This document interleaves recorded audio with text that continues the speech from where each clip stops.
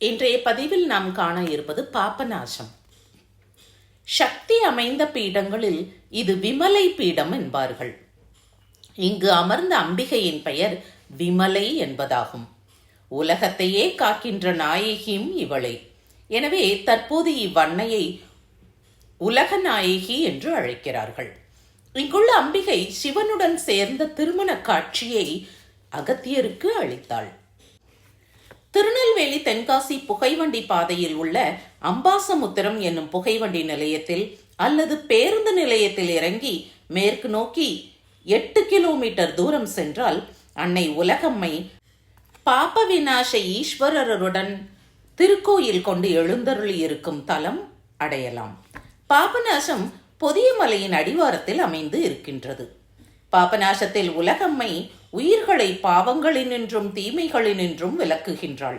இவள் இன்னருள் புரிந்து நல்லின்ப வாழ்வழிக்கும் வரப்பிரசாதியாக விளங்குகின்றாள். அன்னை உலகம்மையானவள் தாமிரபரணி நதி தீரத்தின் அணைப்பில் இருக்கின்றாள்.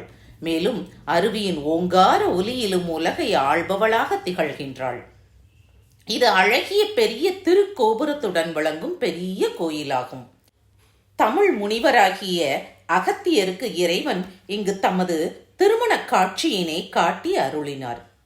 பாபநாசத்து உலக அம்மையின் திருவருளால் அன்பர்கள் பல்வகை நலமும் பெற்று இன்பம் துய்த்துள்ளனர். பாபநாசத்தைச் சேர்ந்த விக்கிரமசிங்கபுர வாசியானவர் நமச்சிவாயர். பக்தியின் ஆழத்தால் பணிவின் சிகரமாக திகழ்ந்தார். இவர் தினமும் கன்னி தமிழ் கவி பாடி அன்னையை வழிபட்டு வந்தார்.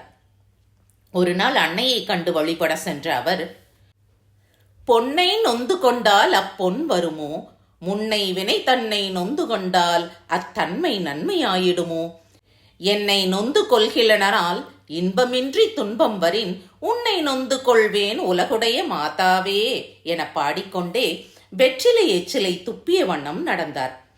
பின்புறம் ஆளரவம் கேட்கவே யார் என்று திரும்பி பார்த்தார். எவரும் இல்லை. மன அமைதி கொண்டு வீடு சென்றடைந்தார். மறுநாள் காலை அன்னையின் ஆடை முழுவதும் வெற்றிலை எச்சிலாக இருந்தது. அதனை அறிந்த மன்னன் திகைப்புற்று வருந்தினான். கடைசி யாமத்தில் தன்னையும் அறியாது கண் அயர்ந்தான். கண் அயர்ந்த காவலன் கனவில் அன்னை உலகம்மை காட்சியளித்தாள். மன்னவனே, என்னை வழிபடும் அன்பர்களில் நமச்சிவாயம் மிகச்சிறந்தவன். அவன் எச்சிலை துப்பிய வண்ணம் சென்றான். நீயும் அவன் பாடல்களை போற்றுக என்று அன்னை கூறினாள். அன்னை உலகம்மை மீது எச்சிலை துப்பியவர் நீர்தான் என்று தெரிகின்றது, என்ன கூறுகிறீர் என்று வெகுண்டவன் போல அரசன் நமச்சிவாயரிடம் நடித்தான். நமச்சிவாயமோ, தேவி, இதுவும் உன் திருவிளையாடல் தானா என கேட்டு அழுதார். உன் மீது வெற்றிலை எச்சிலை துப்புவேனா என கேட்டு வருந்தினார். மன்னவன் ஏவலரை அழைத்தான். ஏவலர் மூலம் அன்னையின் கரத்தில் பூச்செண்டு ஒன்று வைத்தான். இதனை தங்க நூலால் கட்டுவித்தான். நமச்சிவாயத்தை நோக்கி, நீர் இந்த குற்றத்தை செய்யவில்லை என்றால் அதை மெய்ப்பிக்க வேண்டும். அன்னை மீது பாடல்கள் பாடுக.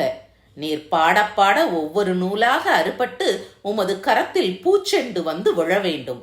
அவ்வாறு விழவில்லை என்றால் குற்றத்தை நீர் ஏற்க வேண்டும் என்றான் மன்னவன். பாடல்களை தொடர்ந்து அன்னை மேல் நமச்சிவாயம் பாடிய வண்ணம் இருந்தார். இறுதியில் பூச்செண்டும் அவர் கரத்தில் வந்து விழுந்தது. உலகம்மையின் மேல் அர்ப்பித்து கொண்ட நமச்சிவாயர் பின்னர் ஒரு சமயம் வயிற்று வலியால் மிக வருந்தினார். உயிர்விட துணிந்து அருகில் உள்ள அருவியில் இறங்கினார். அப்போது அவரை அன்னை தடுத்து நிறுத்தி அமுது அளித்து மறைந்தாள். அமுதுண்ட அவர் வயிற்று நோய் நீங்கி நலமுற்று பல காலம் வாழ்ந்தார். இவ்வாறு அன்றாடம் அற்புதங்களை புரிந்து அருளும் அன்னை உலகம்மையை நாமும் வழிபட வேண்டும். வழிபடுவோர் அனைவருக்கும் நலம் பல பெருகும். மீண்டும் அடுத்த பதிவில் சந்திப்போம்.